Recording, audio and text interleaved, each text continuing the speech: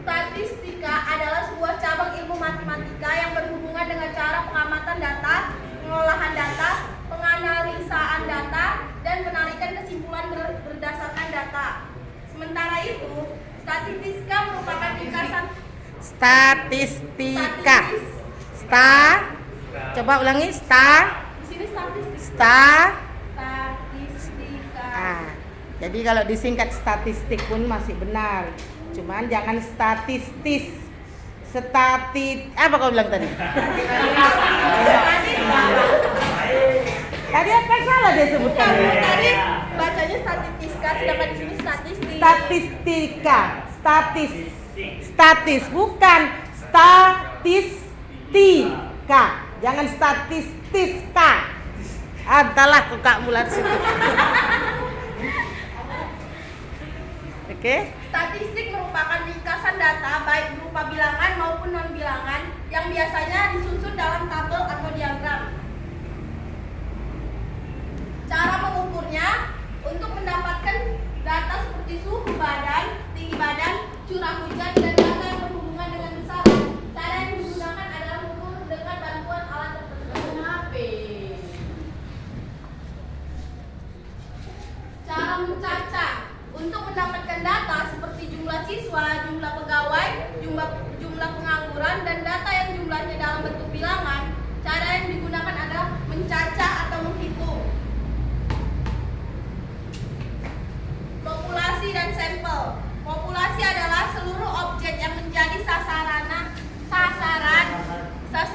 pengamatan atau penelitian. Sementara itu, sampel adalah bagian dari populasi yang benar-benar diamati dan dijadikan dasar dalam penarikan kesimpulan terkait populasi. Contoh dari populasi dan sampel. Contoh soal dari populasi dan sampel. Seorang guru melakukan penelitian terhadap nilai rata-rata ujian nasional matematika kelas 12 SMA di Jakarta. Populasi dan sampel dari penelitian tersebut adalah pembahasannya. Populasi adalah seluruh objek yang Iya betul. Seluruh objek, betul. Seluruh objek yang menjadi sasaran pengamatan atau penelitian. Sedangkan sampel adalah bagian dari populasi yang benar-benar diamati. Dari penelitian tersebut, populasinya adalah seluruh siswa 12 SMA di Jakarta. Sementara itu, sampelnya adalah beberapa siswa kelas 12 di SMA tertentu yang dapat mewakili seluruh SMA di Jakarta. Agar data mudah dibaca dan dipahami, data dapat disajikan dalam bentuk tabel atau diagram. Pada tabel, data disajikan sebagai suatu daftar dalam barisan dan kolom. Sementara pada diagram, data disajikan sebagai grafik dalam berbentuk seperti batang, garis, dan lingkaran. Ya, seperti tugas kita di pertemuan yang lalu. Itu adalah penyajian data dalam bentuk diagram batang dan diagram garis. Nah, itu adalah bentuk penyajian data dari data tunggal.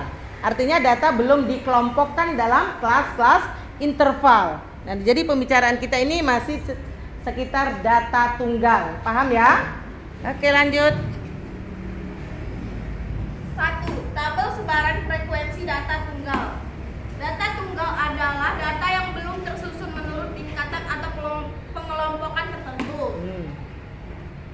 Untuk lebih jelasnya, perhatikan nilai ulangan matematika dari 10 orang siswa berikut: 60, 70, 60, 50, 80, 80, 90, 70, 60, 50. Jika dalam data tersebut terdapat datum yang sama, data dapat disajikan dalam bentuk tabel sebaran frekuensi seperti berikut. Ya, jadi sebaran frekuensinya ini juga masih dalam